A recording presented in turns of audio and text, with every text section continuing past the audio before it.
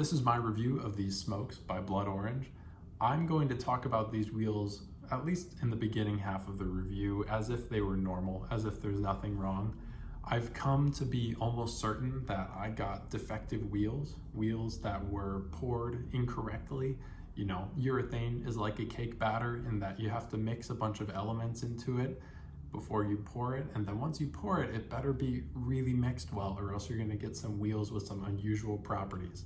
I've skated 2 sets of these smokes now, and I think both came from the same bad batch. So I'll start off the review by talking about their aesthetics, their roll, and then I'll explain a little bit of what I felt that tipped me off to think that these wheels were defective. These wheels are a really good looking wheel. I love the gold graphic on the kind of dark gray, blackish background of the wheel. One thing is that these look black online, and when you get them in person, they might convince you that they're black until you hold them up to a black surface. They're actually a little bit gray, and especially when the light hits them, you can see that they're translucent. Light is entering the wheel and scattering around, and it has a really neat look to it. I'll try to find some of the Blood Orange promotional images or footage online that kind of showed off this effect, but I think it's a really unique design decision, and I like this idea. I think it's pretty cool. This is a really hard wheel at 84A. It's not going to handle bumps very well. The core is very large and very supportive, which unfortunately means that as you roll over rocks, imperfections in the road, cracks, things of that nature, the urethane's not going to have a lot of room to deform, like suspension or like a soft car tire. It's not going to deform over those blemishes, and you're going to get a lot more feedback into your feet.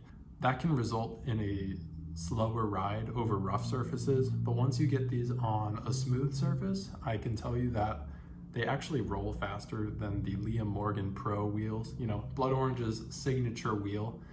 Generally, those are really slow in my experience, and what my friends have also experienced on those wheels.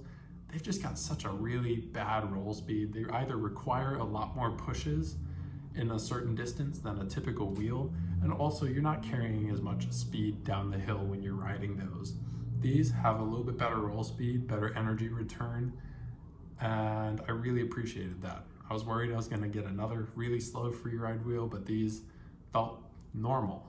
So now on to my issues with the slides that I was doing on these wheels, because I'm a free rider. I'm looking at these wheels from a free rider's perspective. These slides were incredibly unpredictable. Straight out of the package, they were icing me onto my butt. I couldn't figure out how to kick them out without losing control of the board. So I had to do almost like skating in the rain, I had to do little baby checks, you know, as I'm going down the hill, baby stand-up slides, just to shave a little bit of speed without having to get trapped in a big icy death slide.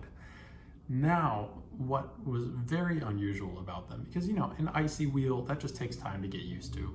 What was unusual about these is that if I tried to hold out the slide or slide with more speed, they would get weirdly grippy. They would start to dig into the pavement, almost like a tar kind of feel, like a very gooey, rubbery slide. And they would put on the brakes pretty hard, and I wouldn't be able to compensate for it. So no matter how hard I tried, I could not get used to these 66mm smokes, you know, the first set that I owned. And then I did some big old Coleman slides to see if I could get them to thane, you know, leave urethane lines on the ground. And that's when I noticed they were wearing down in a really unusual way. The wheels had this furry buildup around the outer lip that I had never seen before, and I've skated a bunch of freeride wheels, some race wheels, and so have my friends, and I've never seen this characteristic appear before. So I reached out to Blood Orange, and they were incredibly kind to send me another set. I opted in for these 69mm smokes as my replacement because that was what was in stock.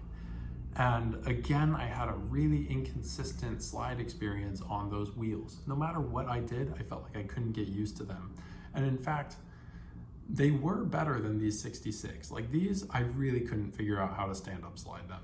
They were terrible, but the 69s, I was able to tolerate a little more. They were a little bit more consistent, but they still weren't giving me the reassuring feeling that everything was right in the wheel. Regardless, I persevered and still rode the wheel and tried to get my stand-up slides bigger and bigger and bigger, and I really adapted my form to accommodate these wheels that were a little bit unusual feeling. Eventually I got some good slides out of it and was pretty proud with myself. So I packed up, and the very next day I took them out to a decently rough road and tried to slide them again.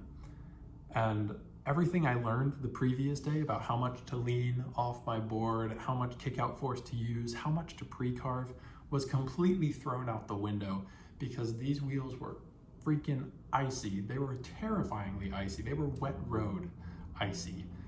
I couldn't grasp how much of a personality change they had with just a little bit of a change in temperature and a little bit change in road surface, and I got immensely frustrated. So what I do when I'm frustrated with a wheel is I just go as fast as I can and I do a big old Coleman slide. And this is what really clued me into thinking that I truly had a defective set of wheels.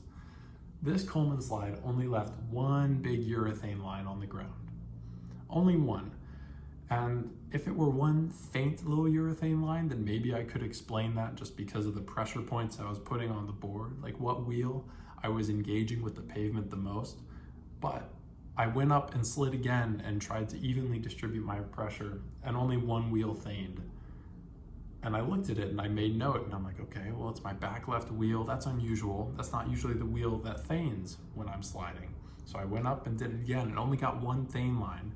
Turns out only one wheel out of the 4 was actually wearing down during this process. All the other 3 were just doing that weird furry buildup that I noticed with the 66mm smokes. And this other wheel was wearing down, but incredibly quickly. It was dumping lines onto the ground, which was super weird because I hadn't experienced that the day before. So frustrated, I packed up, I went home, and it wasn't until today when I was looking at these smokes that I realized that one wheel that was dumping thane was horribly ovaled. It was terribly ovaled, and I never flat spotted them. Never. It was ridiculous how ovaled this wheel was for the type of riding and the amount of riding I did on them that day. I only skated them a very little bit, and I was certain that I wasn't 90 blasting them, that I wasn't giving them any type of flat spot that would, really wreck the wheel. I was just trying to get big old urethane lines on the ground, and this wheel wore down so terribly unevenly. And still, there's nothing visually wrong with any of the wheels. The urethane looks fine all the way around, but there's definitely just a bad batch of smokes out there, and I just happened to get 2 of them. Now, I don't think it's Blood Orange's fault. I think they're super cool for sending me another set of wheels after I presented my evidence for the first wheels being wrong. And little slips like this in the pouring process is not their fault. Blood Orange works with a company that produces their wheels for them and basically sells them to Blood Orange to sell as their own product. So Blood Orange isn't pouring their own urethane. They're not baking their own bread. And problems like this, these not easily visible problems that you can only tell when you really start riding the wheel, can slip through and, really mess up a batch of wheels. So as frustrated as I am that I now have 2 sets of wheels that I really can't ride, I don't want to ride, they scare me, I can't be frustrated with Blood Orange for the mistake because I also know that it's not their fault. So just be on the lookout for the smokes right now. Pay attention to the upload date of this video. If you're looking at this video in the future, odds are they figured out their manufacturing problems and there's good batches again. I'm happy to re-upload this video once I get a new set of smokes, one that I'm confident is not a defective set, but I'm not trying to spend my money and accidentally get a 3rd defective set from this bad batch of wheels that came out. Thank you so much for watching this review. It was incredibly hard to make because I usually like to review wheels that I got the full picture of, ones that I got to skate for a long time and really understand how they work for me. These never once worked for me, and frankly, I feel like an imposter reviewing these imposter wheels. So if you have experience on the Blood Orange smokes, comment below, give us your stories, give us your anecdotes, tell us how they feel. And if you have experience on other bad batches of wheels, wheels where you realize that something was terribly wrong, tell me in the comments. I want to hear it. I want to hear your stories. And I'm sure other people do too. So appreciate you guys so much.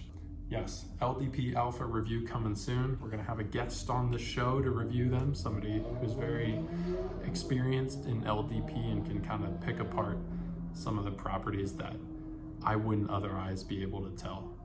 Appreciate you guys. Have a good day. LDP Seismic Alpha wheel review coming soon. I said that like I had brain dysfunction.